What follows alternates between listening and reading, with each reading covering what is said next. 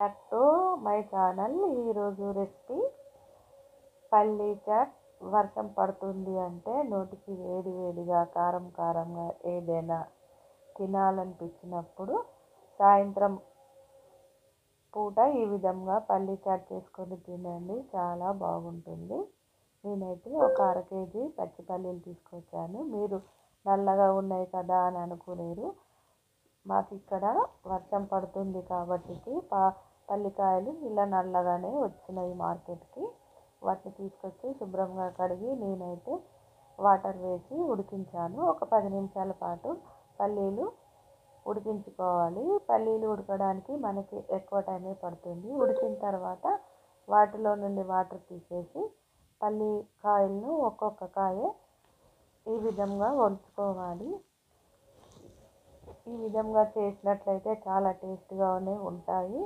మీ దగ్గర పల్లీలు ఉన్నా కూడా పల్లీలు కూడా ఉడికించి చేసుకోవచ్చు. నాకు అందుబాటులో పల్లికాయలు ఉన్నాయి కాబట్టి నేను ఈ విధంగా చేశాను. పల్లీలని ఈ విధంగా వంచుకొని ఒక బౌల్లోకి తీసేసుకోవాలి. తీసుకున్న తర్వాత ఇప్పుడు సన్నగా కట్ చేసిన ఉల్లిపాయ ముక్కలు వేసుకోవాలి. అదేవిధంగా ఒక పచ్చిమిర్చి కూడా సన్నగా కట్ చేసుకొని వేసుకోవాలి. ఇప్పుడు ఒక టమాటా సగభాగం కూడా చిన్నగా కట్ చేసి వేసుకోవాలి. అలాగే ఒక అర చెంచాడు కారపొడి వేసుకోవాలి. ఇప్పుడు రుచికి తగినంత అంటే ఒక అర చెంచాడు ఉప్పు వేసుకోండి. వేసుకున్న తర్వాత ఇప్పుడు అందులో ఒక అర చెంచాడు చాట్ మసాలా వేసుకోండి. వేసుకున్న తర్వాత ఇప్పుడు అందులో ఒక అర టేబుల్ స్పూన్ ఆయిల్ వేసుకోండి.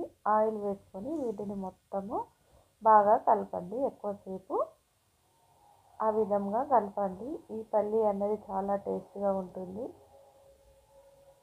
ఎండి పల్లీలో అయితే మనకు ఆయిల్ ఎక్కువగా ఉంటుంది. ఉడికించిన పల్లీలో అయితే ఆయిల్ శాతం తక్కువగా ఉంటుంది కాబట్టి నేనైతే పల్లీలు తీసుకొని ఈ విధంగా చేశాను. ఇప్పుడు ఇందులో ఒక నిమ్మకాయల సగభాగం తీసుకొని నిమ్మరసం వేసుకోండి. ఈ విధంగా చేసినట్లయితే పల్లీ చాట్ చాలా బాగుంటుంది.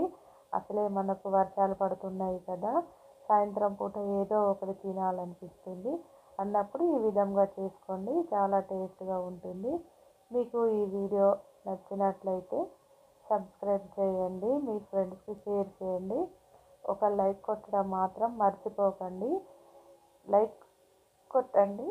Thank you for watching.